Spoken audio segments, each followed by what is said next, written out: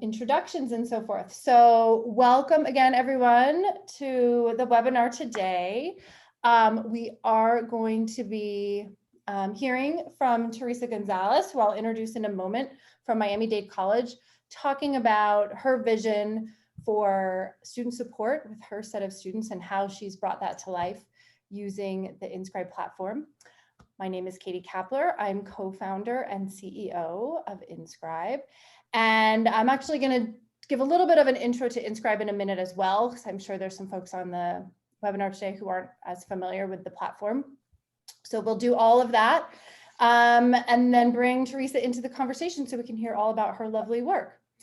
We are recording this session, so we will pass out or email out the link to that recording following the webinar.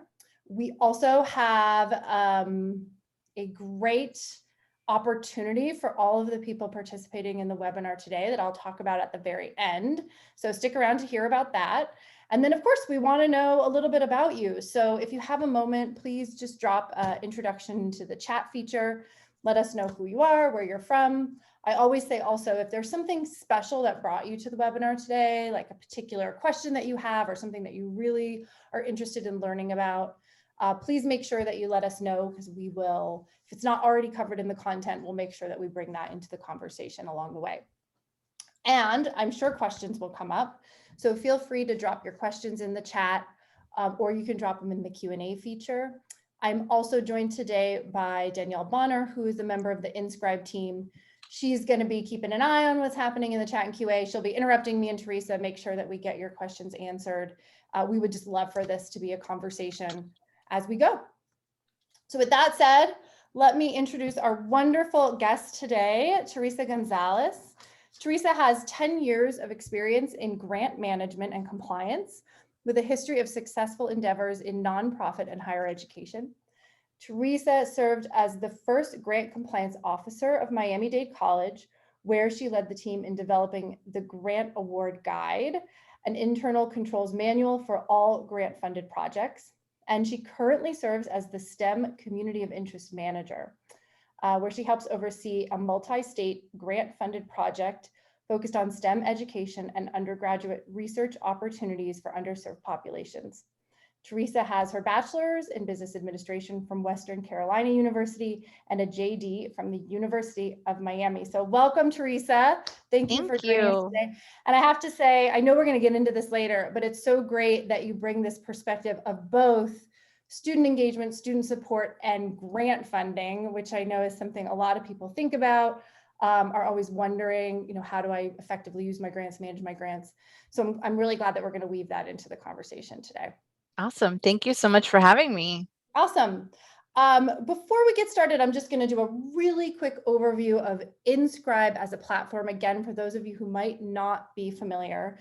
So Inscribe is a virtual community platform, and our goal is to help students connect with peers, faculty, staff across an institution, so they can more easily find answers, resources, and connect to the people that will help them succeed.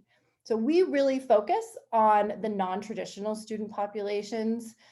So whether those are students who are working in parenting or learning online, essentially we know that this is a population of students who are very busy, don't have a lot of time in their day, and may not have the luxury of being on campus and available during business hours. And so we wanted to create a support system that would more effectively connect with them. I'll skip this and say, one of the advantages of our communities is that they are really designed to work at any phase of the student's learning journey. So we have communities focused in enrollment, around student success and onboarding. We have academic communities. Today, we're going to really zero in with Teresa on the idea of building communities around student success and support, but know that there are examples where we work in other areas across the organization and institution. We're not going to do a demo of Inscribe today, but if you're interested in a demo, we do have several recorded demos on our website that you can go check out, or of course, just reach out to us and we can get a personalized demo on the calendar for you and your team. I'm going to kind of move over this as well, because I know we're going to talk about it as part of our conversation with Teresa. So let me bring Teresa into the conversation. It's been wonderful getting to know you and your team at Miami-Dade College. And I thought, sure, everybody on the webinar today has heard of Miami-Dade, but it might be nice if you just maybe give us a little bit of overview of the college and some perspective on the students that you serve. Sure. So Miami-Dade College is the largest Hispanic serving institution in the United States. We have 8 campuses and 1 center. We've been open since 1960, and we offer currently about 285 programs of study. We also enroll the highest number of Hispanic students and the second highest number of African American students in the United States. It's a completely commuter college. We don't have any like on campus housing or anything, and we mostly serve underrepresented minority students because of where we are, and our institution covers basically all of Miami-Dade County, which can be, maybe one campus is 40 miles from the other one. So it's a big institution, and I think that's one of the reasons that we were so interested with Inscribe. And I work specifically now for the School of Science, and the School of Science has been around for about 12 years, and we offer one of the bachelor's programs that the college offers. We're a mainly 2-year institution, but we do offer several Bachelor of Science programs, and one of them is the Bachelor of Science in Biological Sciences, and it has 3 concentrations in biotechnology, biopharmaceutical science, and also in science education. We pride ourselves in the opportunities that we give our students to participate in undergraduate research at the community college level, which is not very common. And we work very hard to, improve our partnerships with local universities to have them go there as well. And that's us. And I know we have this great infographic too, if there's anything else we want to share from here. Yeah, so I mean, if you take a look a little bit about what our students are, I mean, right now, the latest numbers, we serve about 80,000 students a year. 62% are part-time students, 57% are low income, 48 are not native English language speakers, and 51% are first generation college students. So when you talk about non-traditional, that's our population. You check most of your students check multiple boxes on that list. And I think Yes. looking at some of the intros, I think we have some folks here who probably have student profiles that are similar to yours and work with a lot of the same opportunities and challenges that student population faces. Yeah. So knowing your students and the fact that you're serving, this really high non-traditional population, what was it about your work that led you to think, wow, we're missing a tool in our toolbox here to help support this set of students, and digital communities was something that could help fill that need? Yeah, so as I said, we have 8 campuses. And at the time, most of the departments, and when I talk about the departments, I'm talking mostly about like the science departments, because I work for the School of Science, but most of the science departments at each campus, they worked in silos. They each applied for their own grants, they had their own programs, some had advisement, some didn't, some had undergraduate research, some didn't. And so really the goal of my position was to bring together all of the opportunities that were available to students college-wide. Because if you go to one campus, you don't know what's going on at another normally as a student. And before the pandemic, there wasn't a lot of moving around campuses. Most students choose the campus closest to where they live, so they usually only know what's going on there. So our dean thought, we need to break these silos down and create a position of someone that can bring everyone together. So my role was to just basically bring all of the departments together, find out all the opportunities that were available to the students, and share that with them. And I used to do it in person a lot. I would give presentations at each campus. I drove around a lot. But then when the pandemic hit, everything went virtual. And so when we shifted to remote work and learning, we had to shift as well. Now, we had a system that we used before that was not user friendly and did not offer any kind of peer-to-peer interaction. And, in the pandemic, students as well as faculty and us, there was this lack of this human interaction that really it's so important. So when we found out about Inscribe, we were very excited in the fact that not only could the students interact with us and we can engage them, but they can interact with each other and ask each other questions. So we kind of decided we needed a way to keep them engaged, especially like our summer researchers, they're on their own, they're all at different, with different mentors. Some of them are at different universities. And we needed something where the students felt like they could ask whatever they needed, they could get whatever resources they needed, and they can do it on their own time, especially since they're non-traditional. Right, right. Yeah, two themes I heard there, which I think we hear a lot, is students in different locations have a hard time connecting, and location can be both space, where I am in space, and where I am in time. Like when people are working may not be when students are learning. I just read a really interesting article about how few resources are actually ever available Sunday night when most students are actually getting their work done. So creating this more dynamic space. And do you feel, I think a lot of people felt that change when COVID hit, all of a sudden the separation was amplified. Do you feel like the coming back to some sort of normalcy post-pandemic, that opportunity to bring people together is still important in a virtual space? Yes, for sure.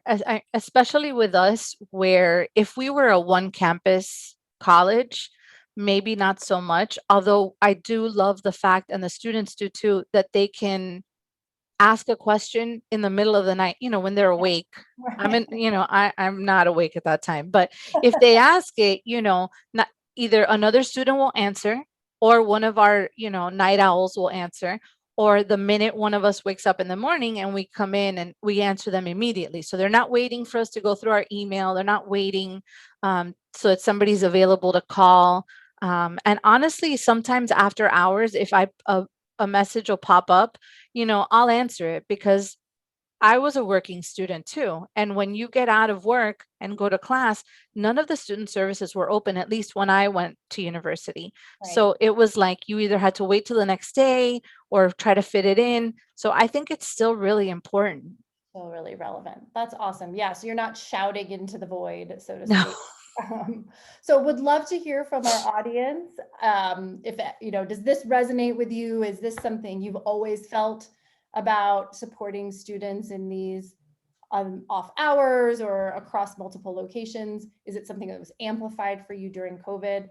Let us know how you experienced that. And then I'll also pause and see, Danielle, do we have any questions, or is there anything from the introductions that you want to make sure that we touch on? So we don't have any questions at this point in time. Within the introductions, we have some people looking for different ways to expand their services to surrounding areas, right? So to expand where they can bring in students from. And then in addition to that, convenience, right? A convenience for students and alumni as well. So maybe we could talk a little bit about alumni later on in the presentation. Awesome. Perfect. Well, I feel like Teresa just really introduced both those concepts about expanding access and convenience in a very elegant way. So we'll talk more about that too as we go along. So let's talk a little bit about how we partnered and how we brought Inscribe communities in to work with you and your students. So you launched the STEM Student Central. So let's talk a little bit about what that was and the launch process and how students are accessing this community. And obviously here's a picture of what that community is. So we launched in late May, which probably wasn't the best time to launch because it was right at the end of the semester. So most of the students were graduating, but that's just, where the where time fell for us. But it's been really well liked and used so far, even though we didn't have as many students. Now I think it's going to be excellent because we're going right into the fall. You know, we've sent your team a list of all of the incoming fall STEM students. So once they're in there and we let them know what to do, I know they're going to have a million questions. Usually when the students are graduating, they don't really have a lot of questions anymore. Like they're ready to go.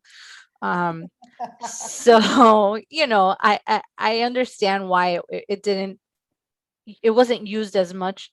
I know it's going to be used a lot more now, and it's even getting used a lot more over the summer with our researchers. But what we did was we did it for our STEM students specifically because we have a STEM community of interest. So we wanted to keep all the STEM students together, and basically it's where they can ask questions. I post opportunities. We post workshops, resources. I mean, it's really, I really enjoy it.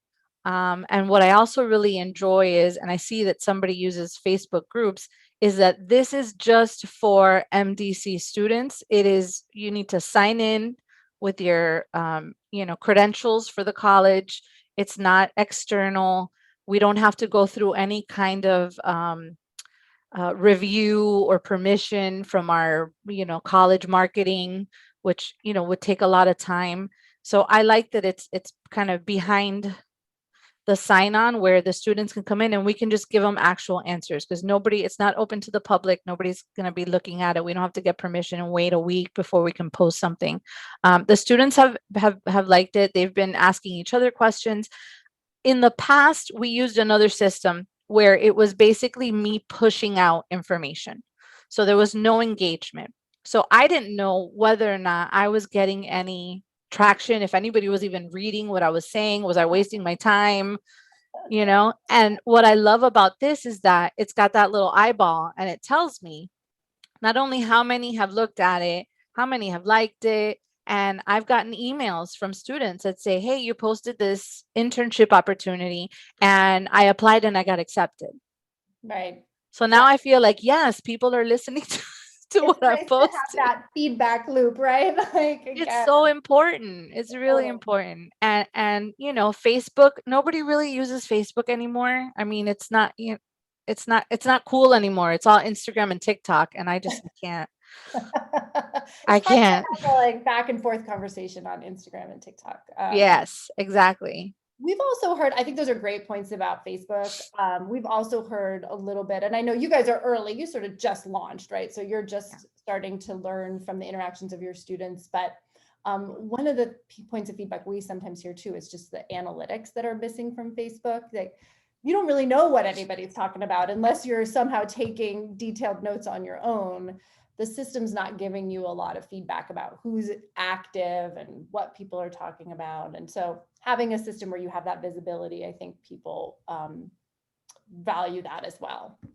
Yeah, I love the analytics. And I also, one of the concerns we had with Facebook was that not all of our staff felt comfortable using that kind of social media. Some of them, their husbands are police officers, SWAT team members, firefighters, where they don't want any kind of a public profile on Facebook. Yeah. So here it's fine. Yeah. Nobody's, an overlooked, well, I think as an overlooked consideration that if you choose a forum like that, there are people who aren't either comfortable or for a variety of reasons don't want to or can't be on that platform. And so it becomes an experience of exclusivity rather than inclusivity. And, you're just, moving that ball further down the field instead of helping to remediate it. I saw a question about how many students do you have? Maybe you answered this earlier, but how many students do you have in the STEM program, or how many did we put into the Inscribe community? Do we know? So originally we had about 800, and then I just sent Anna a list with like another 4,200 students, and those are all of our incoming fall freshmen.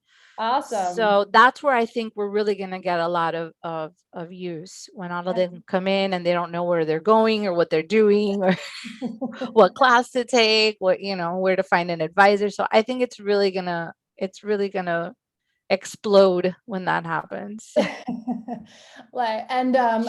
part of that question too was about adding other departments. Our work with you was specifically around STEM, but the Inscribe platform, for example, would absolutely be designed to welcome, multiple departments. There's lots of ways to organize that information across the university or college. So, you can expand into multiple communities and things like that. It's very easy to do. Great. So let's look at you mentioned some of the goals of the community. And I know one of them that you mentioned was just centralizing access to resources into a single location. So how are you doing this before? And do you feel like it's helped to just have it all in one space? So we were using something called Campus Labs, which again, it was somewhere where I believe that like clubs and departments could like make a little page and then post things out, but the students had to go in and join. We couldn't mass enroll them.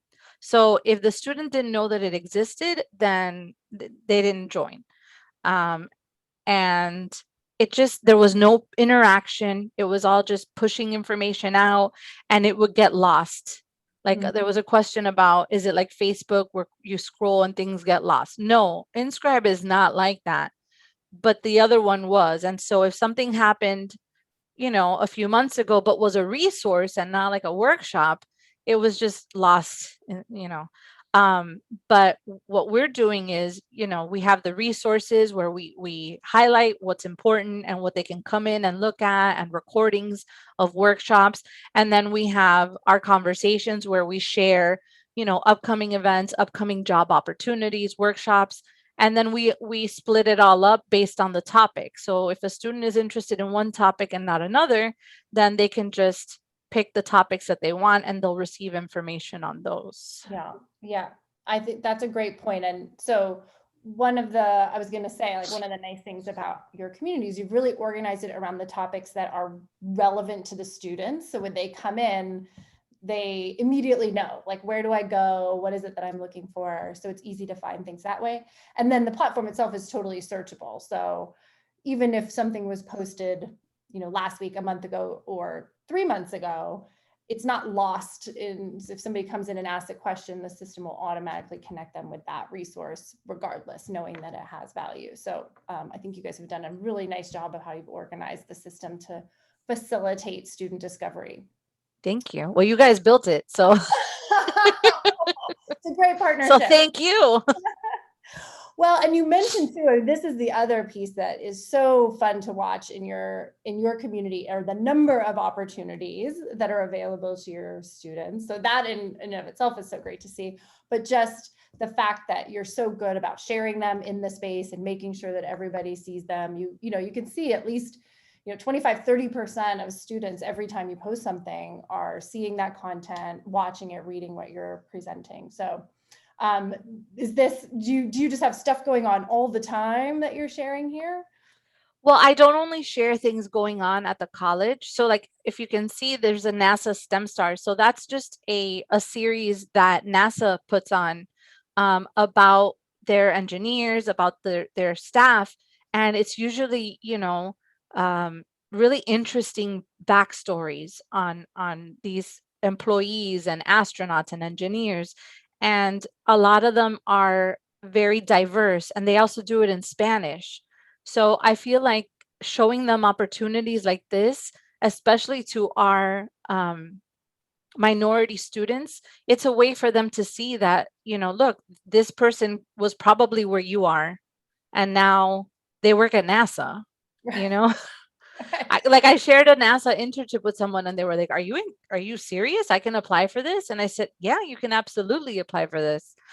So it's just, I try to share, and we all share, but we all try to share not only the events that are happening at the college, and you're right, there's a million, because with every campus, there's like a ton of events happening every week. but also things that are happening externally at our partner universities, anything that's free, and any job opportunities that they would be interested in, or scholarships. Like, Yeah. you name it, if it is STEM and I can think of a way that a student might be interested, I'll post it, because it can't hurt, You never know. You Well, never know. I love that, because one of the goals of these communities, especially for the populations that we work with collectively, is that if a student can see other people with a similar background, interests, aspirations, either succeeding and going to NASA, or maybe having the same struggles as me, it's such it's such a confidence booster for students just to know that there's other folks out there like them, that they can have somebody who's got their back and stick together and like see these success stories that they can aspire to. So I love that you're doing that with your current students and also bringing in that visual from outside of the organization as well. And I think we had a question earlier about alumni. So I don't know if you guys have thought much about that. So certainly the platform is designed, if you had decided when your STEM students graduate to leave them in the community as members to continue to mentor the incoming students, that's doable. Are you guys thinking along those lines, or have you thought much about how to engage alumni? We do have a STEM alumni group on LinkedIn, but again, not everybody you think everybody has LinkedIn, but not everybody has LinkedIn, especially not like scientists. I don't know why they don't think that, they got their job, they're in the lab, they're not on LinkedIn. So we definitely would like to bring in alumni into the group, and then, transition the students from the student central to maybe like an alumni group in Inscribe. I think that would be a great idea. It's a great idea for connections to be made from the students, for them to ask questions, maybe for recruitment, and also for giving purposes, to give back. Yeah, we hear that from alumni all the time, that maybe they don't have the financial means to give back, or they don't have the time to be like a dedicated mentor to a student, but being able to be sort of this mentor in this community space where they're just jumping in to answer questions and give advice is very fulfilling for them, and they really love having that connection back to their university. So I love their college. So I love that you guys are doing that as well. And we have a lot of alumni that they just don't know how to get in touch with the students. Like, I posted something maybe a couple weeks ago. There was a student that graduated from Miami-Dade College. Then she went on to Florida International University, and then she applied and got into med school. And she was in like her first or second year of med school. And she thought, you know what? It was so difficult for me to go through this process of like how to apply for med school, that she wrote a pre-med handbook and God. like sent it to us. And so I posted it as a resource. And this is a student that was one of ours. Yeah, So that way the students can say, okay, this person was definitely in my shoes. totally. And she's written this like how-to guide for our students that I was able to share, where I don't know if she would have known how else to share it, because she kind of just emailed it to some of us. And then maybe, and how do you disseminate it to everybody? So just Exactly. getting it in front of all your students is and by the way, that student is amazing. I know, right? Well, and I know, peer-to-peer is a big part of the goal of the community. Launching in May, a lot of people were leaving for the summer, but we're starting to see a big uptick in that. I think that'll be a huge part of what we see in the fall. But these are just some examples about, where students were reaching out for help, or, asking you questions, or get feedback on some of the things you posted. Do you feel like it's a good way to communicate with the student population in that way? I do. I love it. We, especially so for our summer researchers, we had started a WhatsApp group, which is kind of a nightmare because it goes off at all times and they have questions at all times, but also it gets lost.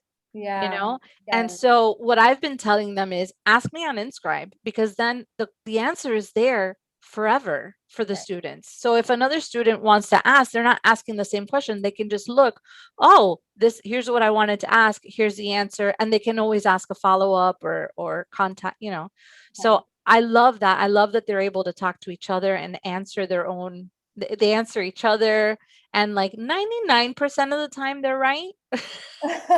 There have been a few that I've had to say, well, it's actually this, but thank you for for offering your help, or And I mean, we do sometimes say, what happens if a student provides incorrect information? Is that a concern? But it sounds like from your perspective, it doesn't happen very often, and you have a chance to jump in and correct them. And yeah. yeah.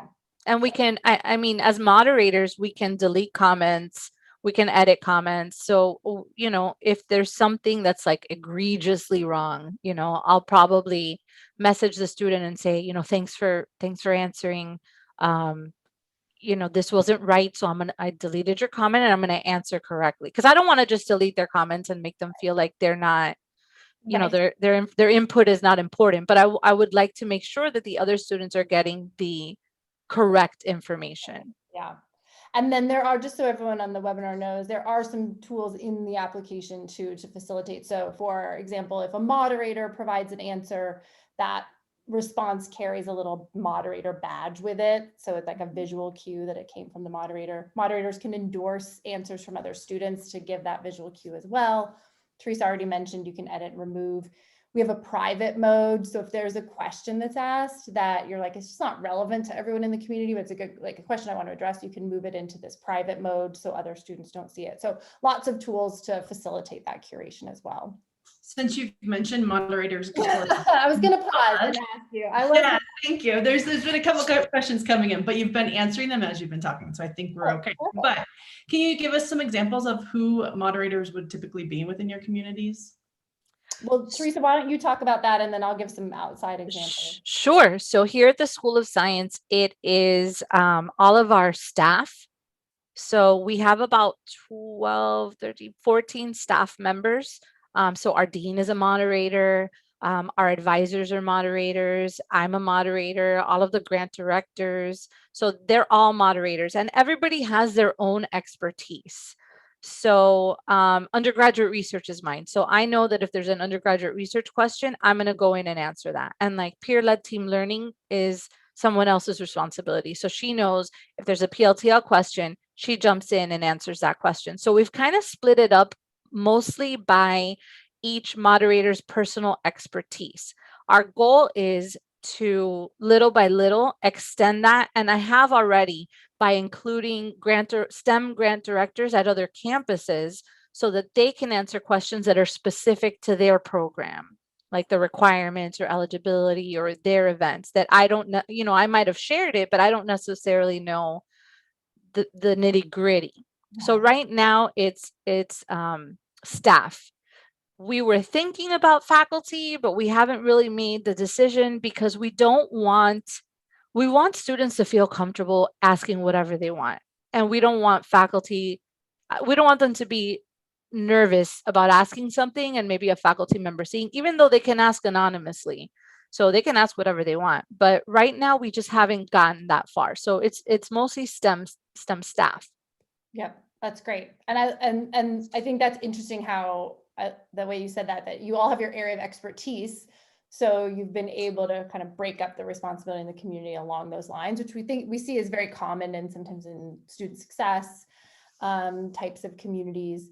But what we usually say at Inscribe is the people moderating your community are usually the people that are be answering these questions anyway. So they're getting them in email normally. They're moving that conversation into the community space and managing the flow there. So there's greater visibility and scalability.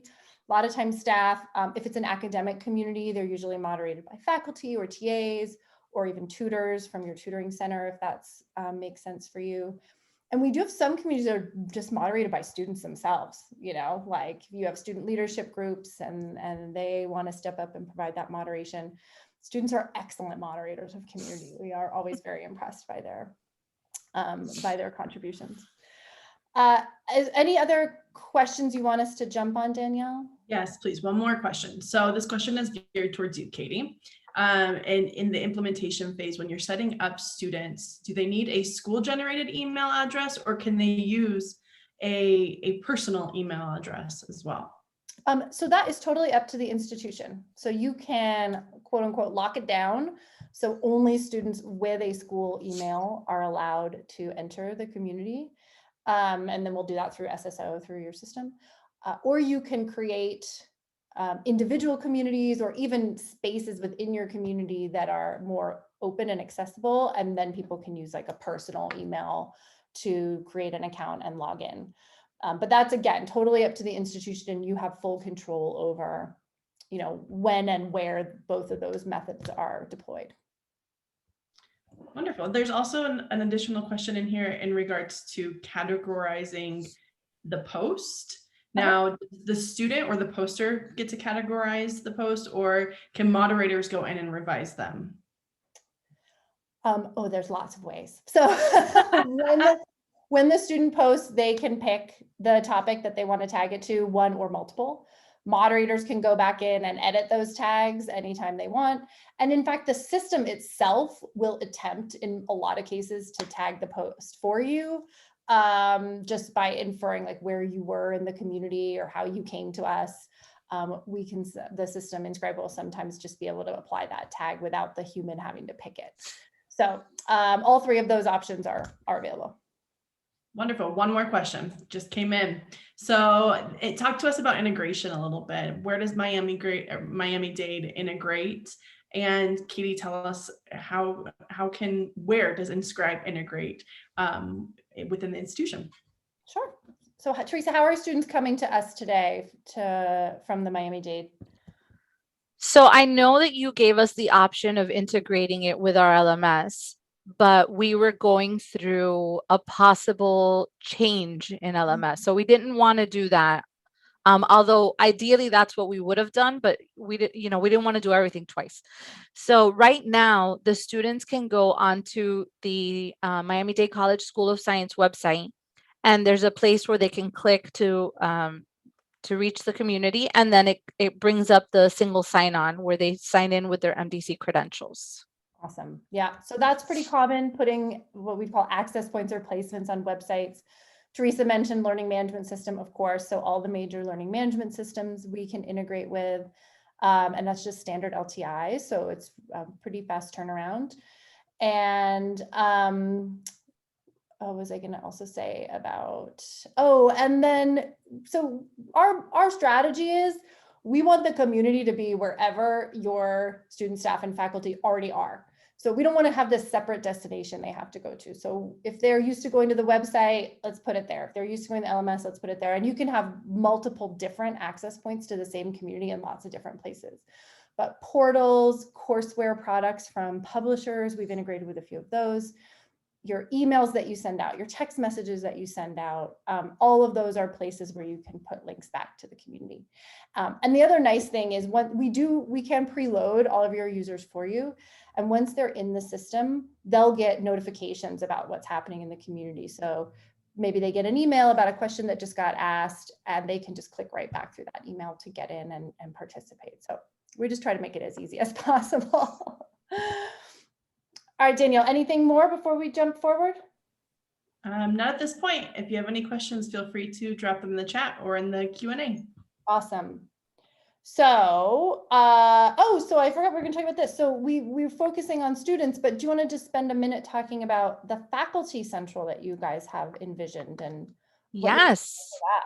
Yeah, we're so excited. So as I said before, we are 8 campuses across a huge county, and it's not just students that don't get to talk to each other, it's faculty, it's adjunct faculty.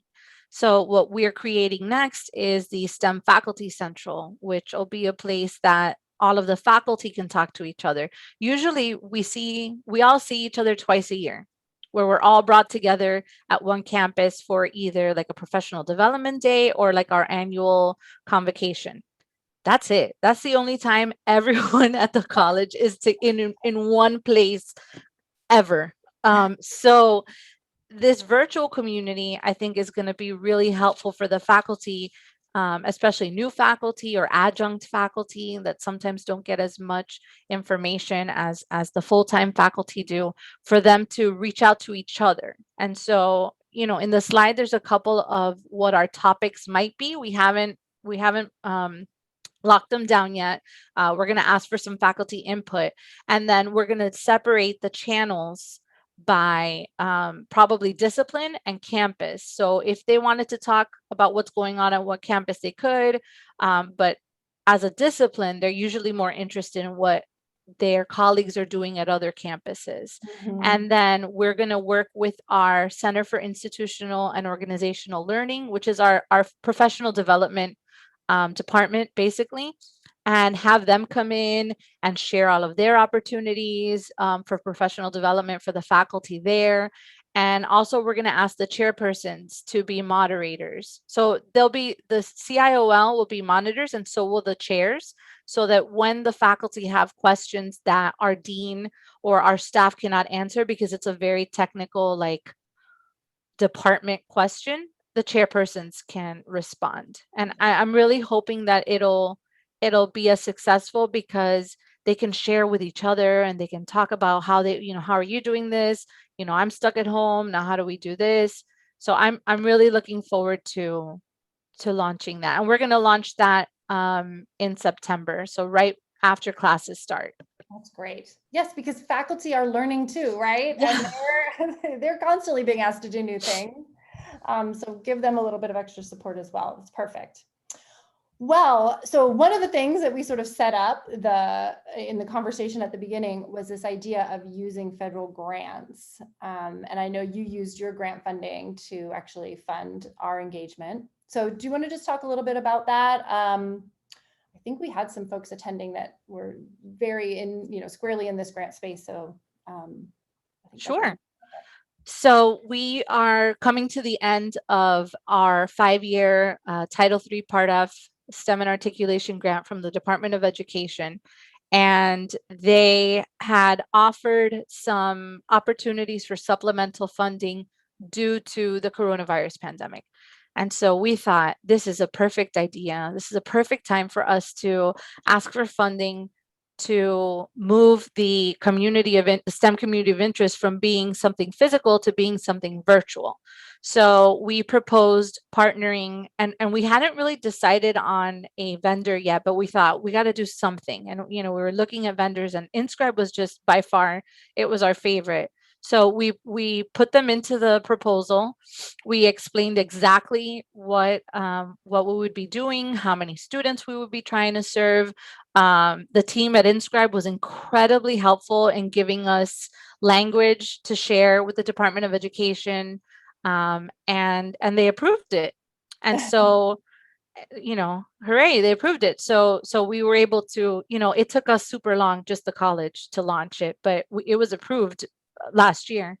And they seemed really interested in finding out how effective this would be at engaging and helping the students feel more connected, especially in a time where everybody had to be home and was socially distancing and couldn't be face-to-face and getting these face-to-face services. So we wrote it into that proposal. And then because our grant was ending, we submitted 2 additional proposals for the upcoming funding cycle. And we put it in I think we put it in one of them, but it'll be used for, the whole School of Science anyway. So we're really excited about that. I think, I think hopefully we're gonna be lucky, but it was completely an allowable expense. It's direct services to students. It's a way for the students to engage with each other, to engage with our services, to engage with our faculty. So it was definitely an allowable expense. And so if you're writing a grant, this is a great way to fund it if you don't have the funding, through your college or university. Yeah, and I will say we do have a couple of folks on our team too who are, I wouldn't say they're expert at the level of Teresa, but they're knowledgeable about the grant process and things like TRIO and Title III. So if you have grants or if you're thinking about funding through grants, definitely reach out to us. You can even just drop a note directly to Danielle in the chat, and we can connect with you. And as Teresa said, happy to help with the language, and we can provide impact statistics and things that from other engagements that might be useful in that process. And what I really like too is not just in getting the grants, But now when we report, we have to report at the end of every year to the Department of Education. The analytics that you guys provide and the reports that we can run just makes life so much easier when reporting to the Department of Education or to your funder, because the funders want to see what their return on investment was, how many students are using it, how much engagement is there, and all of that is already there, in the admin section, where you can just see who's using it, how much are they using it, how often are they using it. So I think that was another reason why we thought this would be a great platform to help us with reporting. Help along Because the way. everybody's got to report. That's right. It's like half the battle is just getting Yeah. it out. So that's, and I think, as we've said a couple of times, you guys are early days, but we're looking forward in the fall to really digging into that analytics with you and with your team and understanding, where the impact is falling and getting that feedback from students along the way. Awesome. So quick look forward. What is anything going to change about the implementation in the fall? So we're going to do like a mass campaign for the students that we just asked to be uploaded. And I asked some of your team to help us with some materials that we can share with them. So basically it's educating the new students on what Inscribe is, how they access it, how they can use it, and using student champions to kind of encourage the students to use it. Honestly, I don't think it's going to be an issue. With all of the incoming freshmen, they have a million questions and they're usually very shy or embarrassed to ask us directly, but they're more likely to ask this way, or they can ask each other, or they can ask anonymously. So I think it's more just really educating the students and our faculty and launching the faculty site, because also once faculty are involved, they share it with their classes, they encourage it in their classes. So it's more about just training and education of the students. And then, hopefully if the college sees how well it works, they can look into maybe using it for other schools or other departments or college-wide. Right. Absolutely.